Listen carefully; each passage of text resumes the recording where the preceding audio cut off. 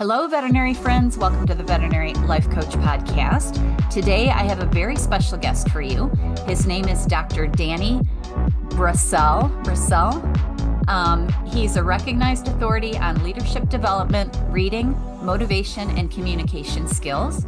Dr. Brassell is a highly sought-after speaker, trainer, and coach. He's spoken to over 3,500 audiences worldwide and authored 17 books, including his latest, Leadership Begins with Motivation. He helps entrepreneurs, executives, and business owners boost their income, freedom, and impact by leveraging speaking on stages as a major client lead source. Danny is on a mission to bring joy back into education and the workplace, which is what we all need in veterinary medicine, is joy. Welcome to the podcast, Danny. I'm thrilled to have you. Thanks so much for having me, Julie. Thanks even more for spreading some joy around the world. We need a lot more of you, my friend. We absolutely do, especially in this world that we live in the United States, right? We're Yeah, lacking some joy. yeah. So the veterinarians really need you right now. So I'm hoping that we can give them some of that joy today. My first question to all of my guests is to tell me their story. I like to hear how people got to where they are today. Well, if I was going to write my autobiography, Julie, it would probably be called Pivots because I feel like I've already lived 9 lives. I love that. 9 lives is perfect for the veterinarians out there. 30 years ago, I was a journalist. I got to cover President Bush Sr. in the 1992 presidential election, and I loved my job. I got to meet every editor of every major daily, and one editor offered me the city beat for $16,500 a year. Meanwhile, a friend told me that they were hiring teachers in South Central Los Angeles for $25,000 a year. So, Julie, I became a teacher for the noblest of reasons, for the high pay. And That's funny. it turned out to be a wonderful decision because I fell in love with teaching. I've taught all age levels from preschoolers all the way up to rocket scientists. I can make that claim because I used to teach English as a second language to engineering students at the University of Southern California. Very And cool. in 2005, my wife and I attended a real estate seminar, which turned out to be a scam, and we lost everything. And I could give you the woe is me story, but I'm a positive person. I learned a lot from that. First of all, I learned my wife is my soulmate. I put her through the ringer, and she stood right by me. She's She didn't incredible. leave. Yeah, she's pretty incredible. Second of all, I learned that money, this is important for your audience to hear. Money's not the end all be all because you can lose money just like that. Absolutely. Third, I try not to judge other people anymore because if I was somebody who looked at what I had done, I would have said, well, you deserve that. But now I realize if you don't know everything about a person, you really don't know anything about a person. Fourth, I became a Christian, which I'm always embarrassed to confess that it took a catastrophe to drive me towards Jesus. But the more I read the Bible, I'm not the first screw up to find Jesus that way. And, That's what and it's all about. yeah, that's what it is. And then finally, I didn't want to declare bankruptcy. And my accountant, he said, well, you have to make this much more money this year then. And so I started speaking on the side and I hit that number right on the number. Well, then the next year, Julie, he gave me a much higher number and I hit that number right on the number. So in Nice. year three, I thought to myself, well, maybe I should set a higher number. And basically, during one of the worst economic downturns in American history, I was Right. able to build up a highly lucrative speaking business, which eventually attracted the attention of some pretty famous people and companies that wanted me to coach them. And I resisted coaching, to be honest, for a long time, Julie, because you have to know this about me. I'm obsessive compulsive. I have a very high standard for my students. I will not let you fail. I will hold you accountable and be on your back until you succeed. Well, now that I work with predominantly entrepreneurs and executives and business owners, I find they're highly motivated. They do the work, and it's probably been the most gratifying thing I've ever done in my life. So I'm really, we can go we can go down any rabbit hole you want, but I've lived a very charmed and educational life. It sounds incredible. What about teaching helps prepare you for speaking? Oh, it's good. Was it a natural transition or was it a struggle?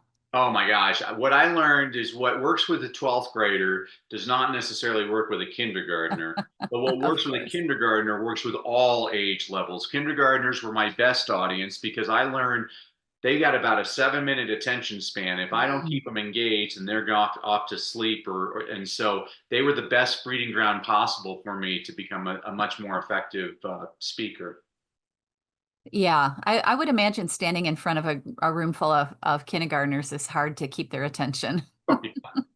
So how do you do that? Is it like comedy? Is it trying to appeal to their interest? Give me some hints on how you give a good speech and keep your audience riveted. Yeah, so I'll give you all kinds of strategies on that. So I've always, Howard Gardner back in the mid 1980s wrote a book about what he called multiple intelligences, and it seems like there's an extra one every year now.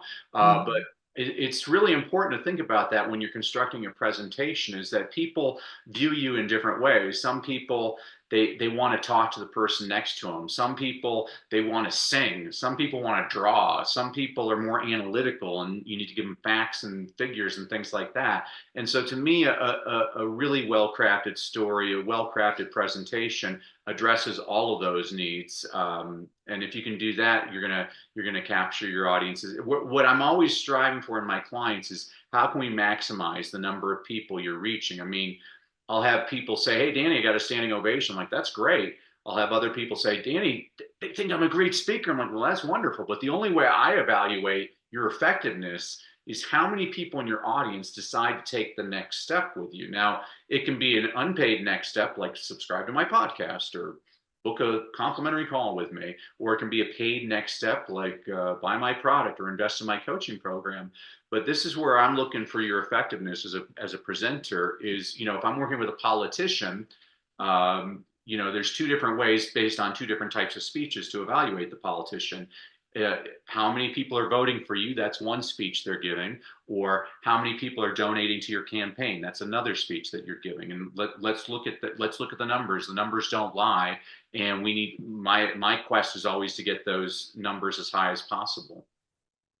Okay, so if I relate that to what we do in veterinary medicine, the first thing that comes to my mind is the fact that we have to go into a room sometimes 20 times a day or more with people we may not know and somehow communicate to them our effectiveness as a veterinarian, our love for their pet, bring that empathy. So how would you, if you were coaching somebody to go into these rooms to do it in a more effective way, I guess is what I want to Yeah, say. so the number one mistake I see most people make is they like to brag.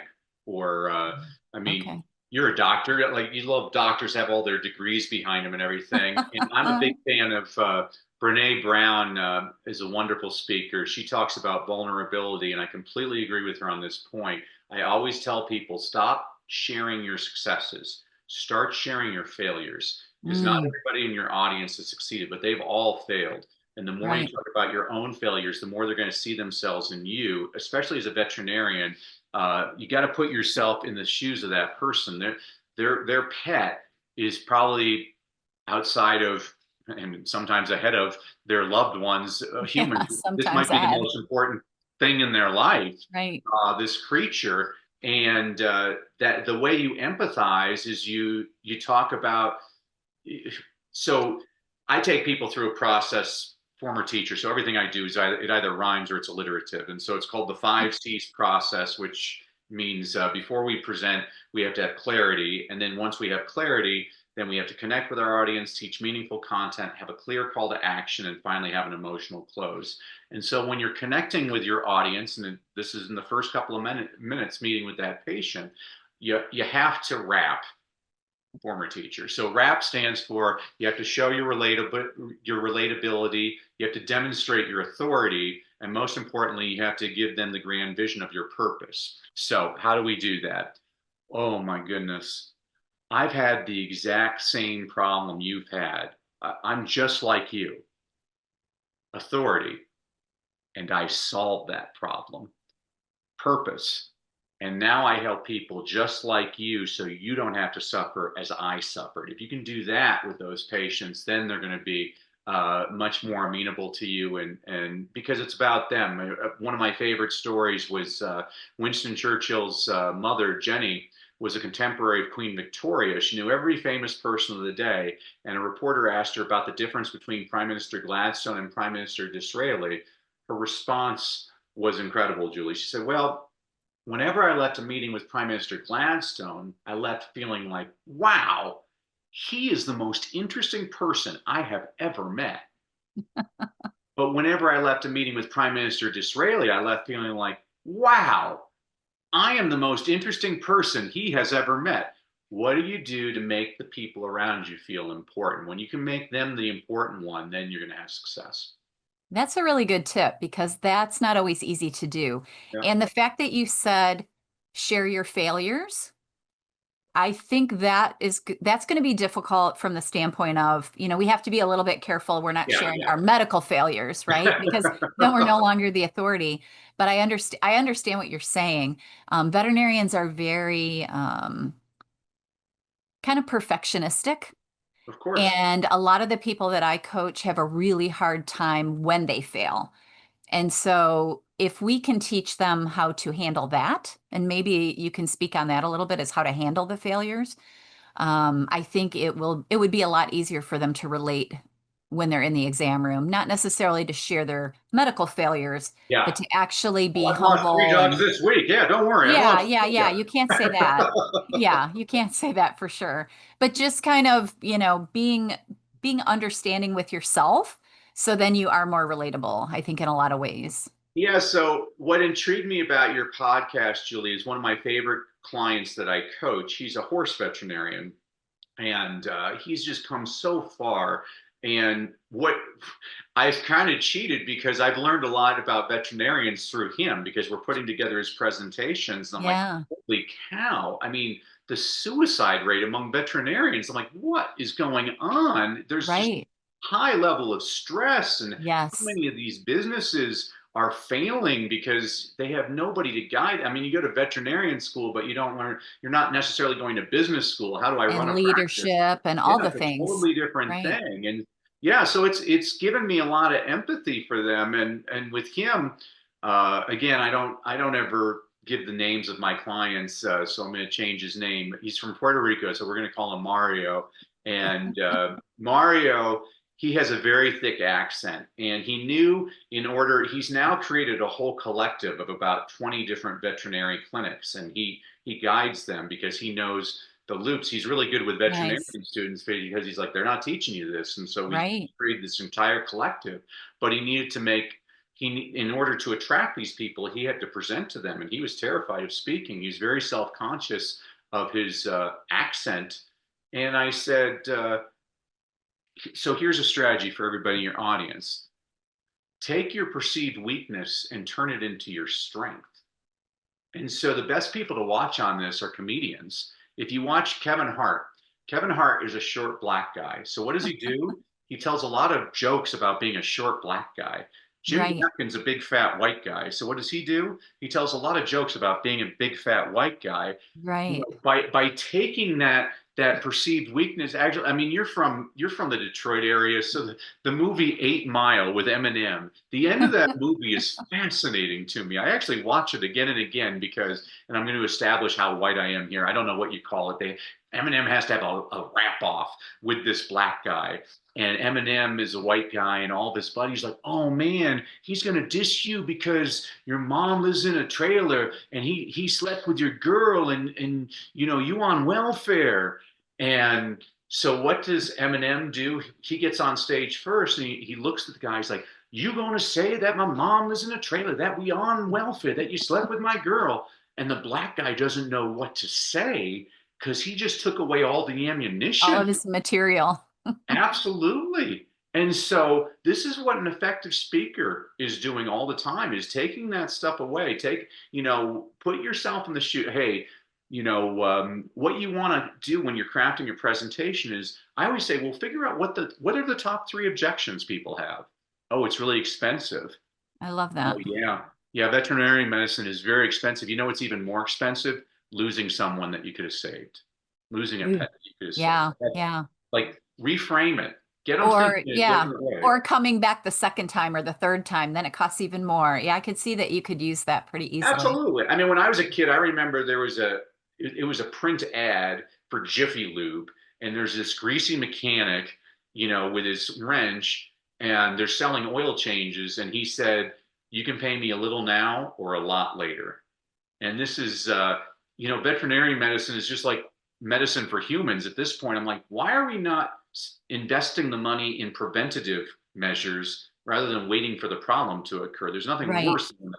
Because when the problem occurs, now you're on crisis mode, and people don't work very well in most people don't work very well in crisis mode. They make bad decisions, they make emotional decisions rather than the right decision. Which if you had a plan beforehand, same thing with people with their practices. If you've established your practice in a thoughtful manner, you don't have to worry about some of the catastrophes that hit so many of these other veterinary clinics.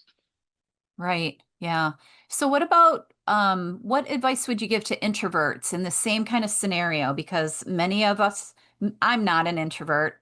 Obviously, you probably could tell that when you met me, but many of the veterinarians that I coach and that I talk to and that I know that are good friends of mine consider themselves introverted. And so this constant extroverting that we have to do every day wears on them. Is there a tip that you can give people that if they are naturally introverted, that makes them more at ease in these situations where they have to talk to strangers or present? Because we're basically presenting. You know, Mm-hmm. I've always said we should take acting classes because I think part of what we do is somewhat some of that. But is there advice for those people that are introverted out there that So first of all, I always tell people I only give tips to waiters. I give strategies to people on how to okay, do. give me some strategies. So I work with a lot. Most of the people I work with, they're either completely introverted or they're terrified of going on stage or they don't Hmm. really want to go on stage. They don't understand the value of stages. And a stage can be just like you and I right now. A podcast is a stage. A one-on-one conversation is a stage. A telephone call is a stage if you look at it Right. from a proper perspective. Um, so first of all, I always teach my people to have fun because a lot of speaking coaches, they'll tell you, oh, the way you can really have an impact is talk about the most traumatizing moment of your life. And there's three reasons why I don't coach that way. First of all, the world just survived a global pandemic. Everybody's had a lot of bad stuff happen to them. I don't think we Right. need more sad stories. I think we need more stories of hope. You know, I'll give you another veterinarian example. When I was a teacher, I refused to read books that had dogs on the cover because I knew the dog was going to die.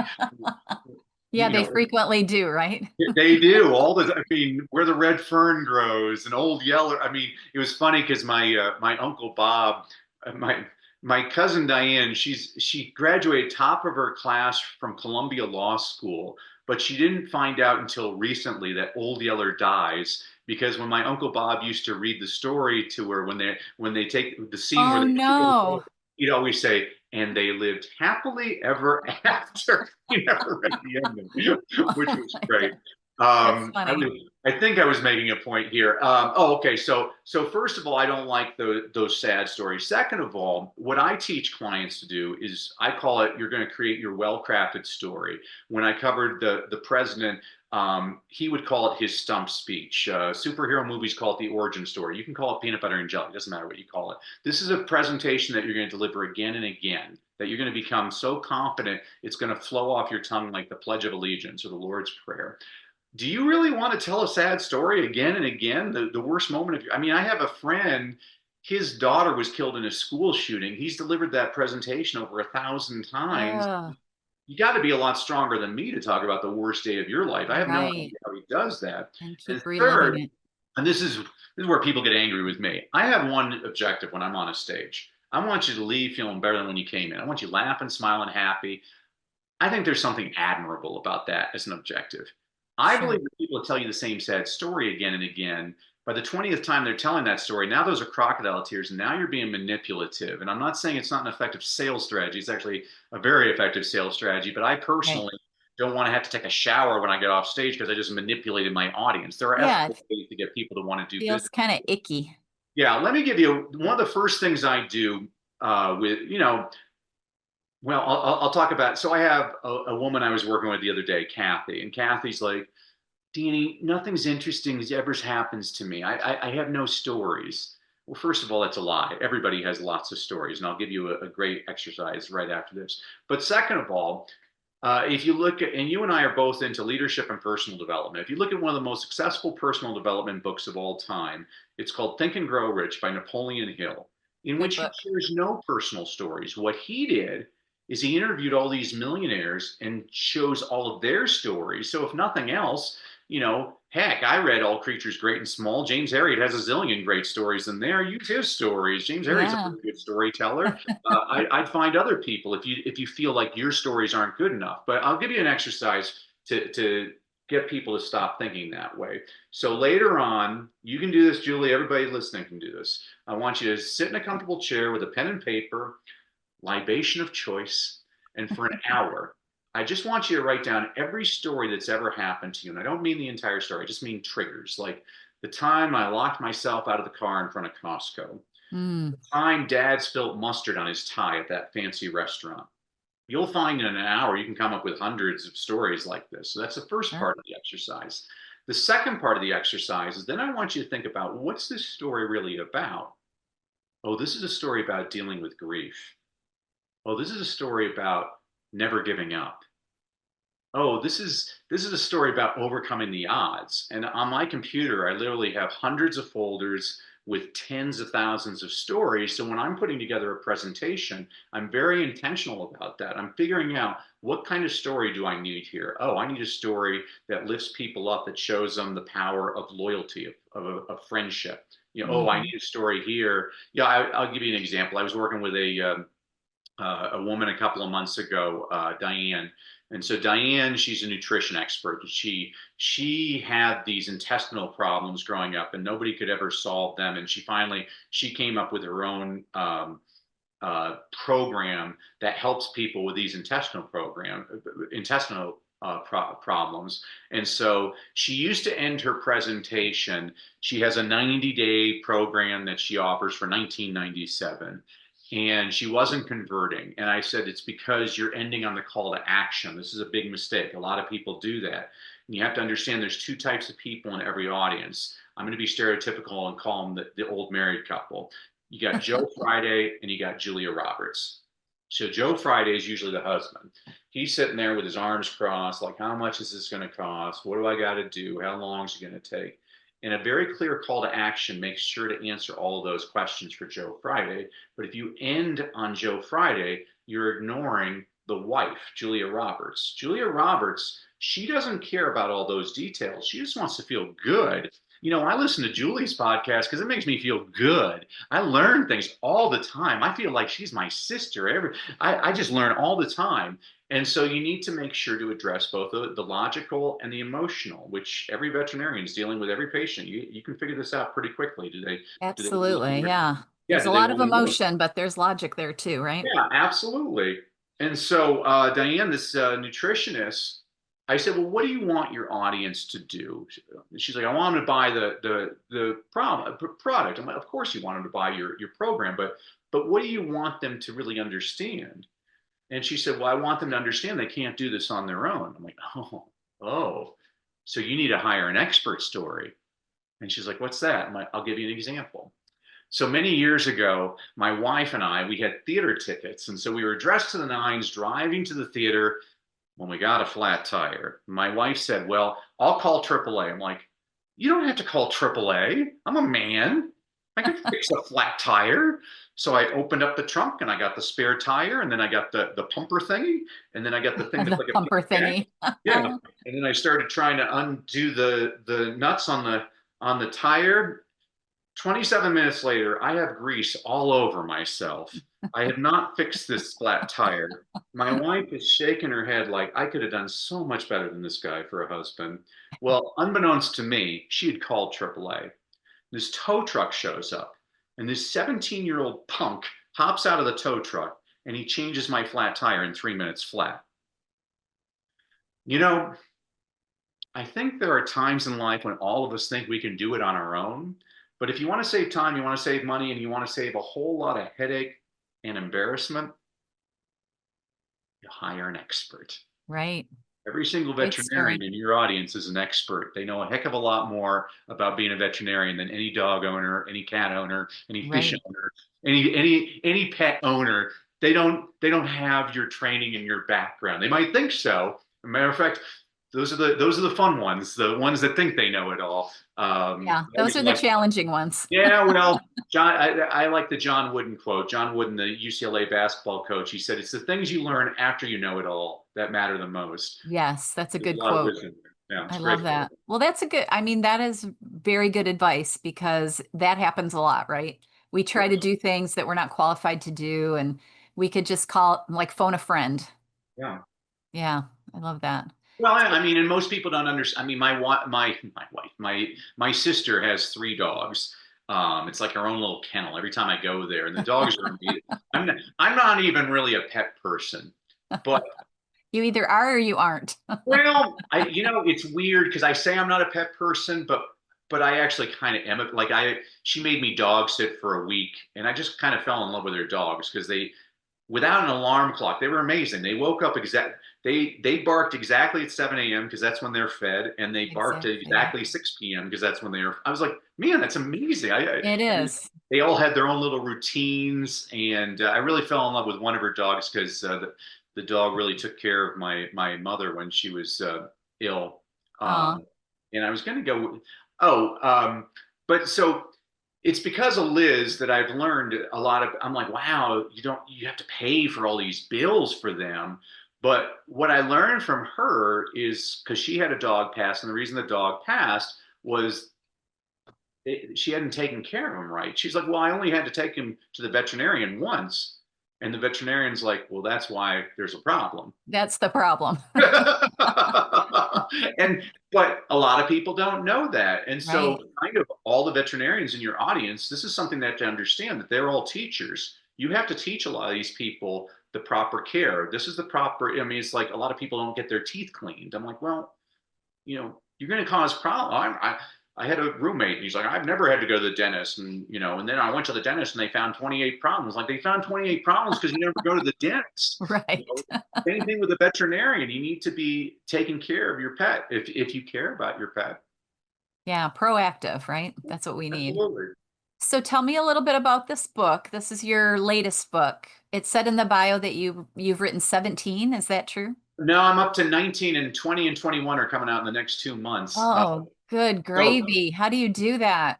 Oh, I love it. I love writing. I mean, I'm a former journalist. I'm really good at deadlines. That's amazing. I love writing. So when I was a middle school teacher, I was the only teacher in my school that none of my students were ever tardy. And it's because I always started off class by reading aloud a Paul Harvey story. When I was Oh, doing, lovely. there you go. So Julie, thank you. Finally, I somebody's know Paul listening. Harvey. Yeah. Yeah. I'm old enough. When I was a kid, Paul Harvey would come on the radio every day at 12:15 and say, I'm Paul Harvey with the rest of the story. And for 5 minutes, he'd tell you a story and you're trying to guess who's he talking about or what's the Mhm. company or whatever. And my students absolutely they love those stories. They just couldn't get enough of them. But the problem with Paul Harvey is a lot of his stories are about like Fred Astaire and Sears Roebuck. Well, kids today don't know anything about that. No. So the reason I wrote the book Leadership Begins with Motivation, this book was an homage to Paul Harvey, but it was more updated stories about contemporary people like Elon Musk and Jeff Bezos. Well, then, Julie, after I wrote the book, I read it and I'm like, huh, completely unintentionally, a lot of my stories in this book are of white male Americans. And so the last book I wrote is called Misfits and Crackpots. And this book features most of the stories are about women, minorities, and international people, because I think those are important stories for kids to hear about. And now you kind of get me thinking. I'm like, huh, maybe I could do a book about that just for veterinarians about like all the different animal stories or whatever. Yeah. There's That would all be interesting. Yeah, I like that that would be. idea. Yeah, I might steal that idea from you. That's a great idea. You wouldn't steal it, you'd liberate it. There's no such thing as stealing. You're just liberating it. So that would be a good idea. So is the book that you just showed me, the second one, is that on leadership as well? Yeah. The So Misfits one? Misfits? this Okay. book, and I actually made a podcast where I just read aloud a different chapter every week. But Oh, cool. I love this that. book, I'm gonna have to you'd listen to love that. it. So it's stories like this. So there's these two women. They're both choreographers in New York City. They're at a diner, and their names are Martha and Agnes. And Agnes has just opened up her third musical, and audiences seem to like it, but the critics have just torn it to pieces. And she's like, Martha, I give up. I'm closing it down. And Martha looks at her and says, Agnes, you can't do that. You can't let them tell you about your work. It's not even for you to criticize your work. But if you close down this show, you're denying the world your gift. There's never been another you. There's never going to be another you. You've got to keep this open. Well, Martha was Martha Graham, who's considered the mother of modern dance. She won the Kennedy Center Honors and the Presidential Medal of Freedom. Agnes was Agnes DeMille. She won the same honors. She became the first woman to have three concurrent hit musicals on Broadway. And she decided to keep the show open, but she changed the name to Oklahoma. Oh, brother. That's a great one too. That's a good story. Yeah. So where do Yeah. you find these stories? Do you just read a lot and when you see a good story, you write it down? I read a lot. I watch things. I like some people collect stamps, other people collect trading cards. I collect stories. You collect stories. I'm That's so always trying cool. to, yeah, if there's any kind of fascinating story out there. I mean, I just read a book. This is what I tell people. I mean, if I get one good story out of a book, it was worth reading. I mean, I was reading this horrible book. There wasn't anything interesting in it, but there was one story which That was was worth good. it. Yeah, it was a marketing book. And so this this guy was going around the world. He was trying to figure out what's the next big thing? What can I market? And he couldn't find anything. And he's in Chile. He's watching these fishermen and they're fishing. And he notices they're putting the fish in one bucket, but then there's some fish they're throwing into another bucket. He's like, "What are those fish?" He's like, "Well, this is a." They're like, "Well, this is a different fish. We don't get paid for these." And then he notices that they're eating that fish for lunch. He's like, "Oh, you're eating that fish because you get paid for the other fish." They're like, "Well, yeah, but also this fish is actually much tastier." Like, "Well, may I try it?" They're like, "Sure." So he eats it. He's like, "Oh my gosh, this is delicious. What's it called?" They're like, "The toothfish." He's like, "The toothfish? That's the worst name." He thinks about it. Who would want to eat that, right? So he introduces it to the United States and Canada. It's now the number one fish sold in fancy restaurants around this country. He renamed the toothfish the Chilean sea bass. It's all about marketing. How do It you portray is. yourself? Yeah. It You just have know, to change the name. yeah. Yeah, I mean, think of Muhammad Ali. There was that great story about Muhammad Ali. Was I think it was Howard Cosell was interviewing him, and he's like, "Champ, how are you the greatest?" And Muhammad Ali laughs. He's like, "The greatest? How could I be the greatest? There's different weight classes, there's different eras. You know, I mean, when I had to face Joe Frazier, I was terrified. I was trying to figure out maybe I can get into his head. So I started coming up with rhymes and annoying him that way. He's like, the reason I'm the greatest is I tell everybody I'm the greatest. Whoa, an epiphany. You want to be the number one veterinary clinic in southeast Michigan? Just say you're the number one veterinary clinic, and so people are going to be, oh, wow, that's interesting. I didn't Oh, know that. that is interesting. Right. It's Yeah. fascinating. How do you portray your how do you differentiate yourself in a crowded marketplace? So that was a great that book that story got me thinking about that. And this is what I every day if I don't hear or read about something that I'm like, wow, and that's the only reason I'm actually on. Okay, so I guess I am a pet person because social media. The only thing I care about on social media is watching like the dogs greet the little kids on Cat the blog. videos and I can't get enough of those. I was the watching this. little goats. Do you see the Yeah, little goats jumping around? I know, I always get stuck on those. absolutely. How is My that whole not the Twitter coolest? feed or my whole TikTok is all animals and little kids. Absolutely. Who says Yeah. social media is negative? It's not negative when you just keep all the muggles away. The moment a person starts talking politics, I'm like, unfriend. I have no interest. Right. Well, and I think that that is a really good point for you to make on this podcast is what you feed in is what's there, right? So you're looking for stories, and so you have all these stories because Right. that's what you're focusing on. And Yeah. if we focus on the negative, then we that's how we feel. And that's why I do what I do because I learned going through what I went through. It's all up to you and how you think about it. Oh yeah, I mean, Chuck Swindoll said that. He said, "I'm convinced that 90% of what happens to me, uh, life is 90% of how you respond to things. It's all about your attitude on Right. things. You know, I think of that movie with Haley Mills in the '60s, Pollyanna. A lot of people don't know where the expression of being a Pollyanna comes from. Right. You should watch this movie, this Disney movie, because And I you'll always figure it out. remember. Yeah, she's like, I went out for Christmas. For Christmas, I wanted a dolly. and instead I got crutches. And I thought, how lucky I am not to have to use the crutches. Love that Which line. is perfect. Yeah. Yeah. That's why I'm a Rocky Balboa fan because Oh, it's all about the positive thinking and the pushing through, right? well, that's why everybody loves Rocky is because he takes a beating, but he always gets back up. I mean, Mhm. it's the greatest foreshadowing ever in a movie is the night before he fights Apollo Creed, he's in bed with Adrian. He's like, Adrian, I'm going to lose tomorrow, but I don't care. My goal, all I ever want to do is go the Go distance the with champ. distance. And Yep. people forget in Rocky, he actually loses to Apollo Creed, but he wins Hmm. the distance. I'm like, Right. what an amazing way to end that movie. And then just as fascinating as that movie is, just the story of Sylvester Stallone getting that movie made is an He's my even favorite. oh, it's just the most amazing. I mean, people don't realize the dog that his dog in that movie, that was his dog. He sold Yeah, the dog because I he was know. so poor. He sold the dog, I think, for $500. Had to buy the same damn dog like a month later for $5,000. But Yep.